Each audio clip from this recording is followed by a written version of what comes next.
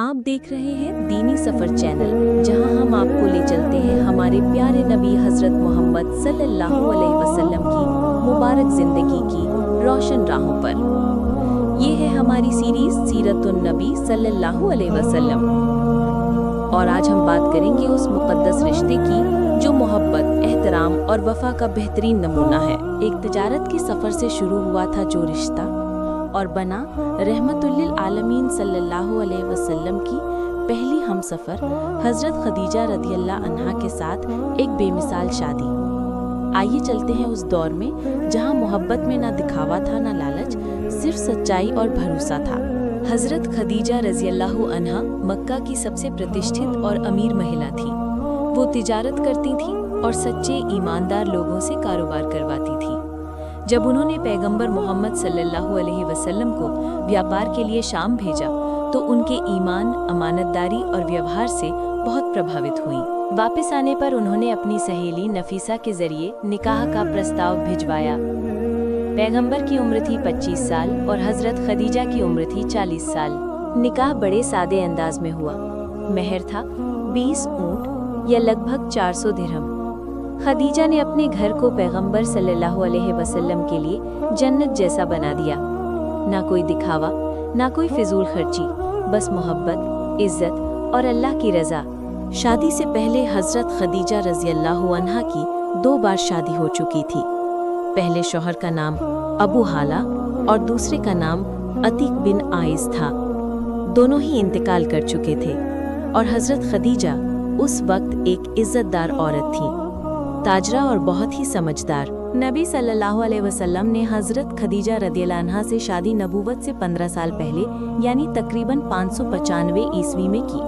उस वक्त पैगंबर मोहम्मद सल्लल्लाहु अलैहि वसल्लम की उम्र थी 25 साल और हज़रत खदीजा रज़ियल्लाहु अन्हा की उम्र थी 40 साल। ये शादी मक्का में हुई और दोनों की ज़िंदगी एक दूसरे के लिए रहमत बन गई। पैगंबर मोहम्मद सल्लल्लाहु अलैहि वसल्लम और हज़रत खदीजा रज़ियल्लाहु अन्हा की कुल 6 औलादें हुई, 2 बेटे और 4 बेटियां। 1 कासिम, पैगंबर सल्लल्लाहु अलैहि वसल्लम की सबसे पहली औलाद। इन्हीं की वजह से आपको अबुल कासिम कहा जाता है। बचपन में ही इनका इंतकाल हो गया। 2 अब्दुल्ला, इन्हें तैयब और ताहिर भी कहा जाता है। ये भी बचपन में ही वफात पा गए। ज़ैनब रज़ियल्लाहु अन्हा, रुक़ैया रज़ियल्लाहु अन्हा, फातिमा ज़हरा रज़ियल्लाहु अन्हा जो सबसे छोटी थी और सबसे ज़्यादा वक्त रही नबी सल्लल्लाहु अलैहि वसल्लम के साथ। इन 6 बच्चों में से सिर्फ हज़रत फातिमा रज़ियल्लाहु अन्हा ही थी जो नबी सल्लल्लाहु अलैहि वसल्लम के इंतकाल के बाद भी कुछ महीने तक जिंदा रहीं। बाकी सब की वफ़ात नबी सल्लल्लाहु अलैहि वसल्लम की ज़िंदगी में ही हो गई थी। शादी के बाद नबी सल्लल्लाहु अलैहि वसल्लम की पूरी तवज्जो घर, औलाद और इबादत पर रही। आप सल्लल्लाहु अलैहि वसल्लम बहुत अमानतदार, सच्चे और खुलूस वाले शौहर थे। हज़रत खदीजा हर मोड़ पर साथ, समझदारी और सब्र के साथ खड़ी रही। आप सल्लल्लाहु अलैहि वसल्लम दुनियावी बुराइयों से बहुत परेशान रहते थे, जैसे बुत परस्ती यानी मूर्ति पूजा, जुल्म और नाइंसाफी, लड़कियों को जिंदा दफन करना। इसी वजह से आपने गारे हिरा में जाकर तन्हाई में इबादत और तफक्कुर यानी मेडिटेशन शुरू किया। क्या आपने कभी सोचा है जब पूरी कायनात की रहनुमाई के लिए एक पैगाम लाया गया तो वो लम्हा कैसा होगा? एक पहाड़, एक तन्हाई और एक आवाज, इकरा। आज हम चलेंगे 1400 साल पीछे, जब नबी करीम सल्लल्लाहु अलैहि वसल्लम को पहली वही मिली। पैगंबर सल्लल्लाहु अलैहि वसल्लम अब 40 साल के हो चुके थे। जिंदगी हमेशा सच्चाई, अमानतदारी और तन्हाई के साथ गुजरी।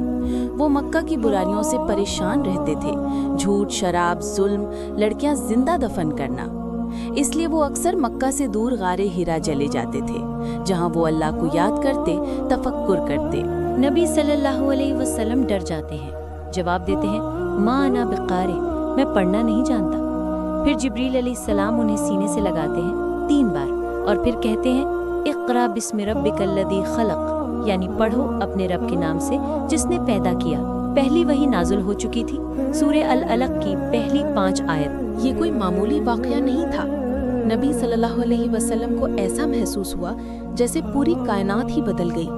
आप गार से नीचे उतरे कांपते हुए, घर आए और कहा,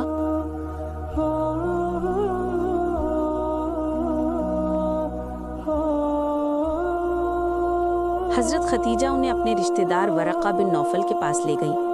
ورقہ ایک بزرگ تھے جو عیسائی علم رکھتے تھے۔ انہوں نے توریت اور انجیل پڑھ رکھی تھی۔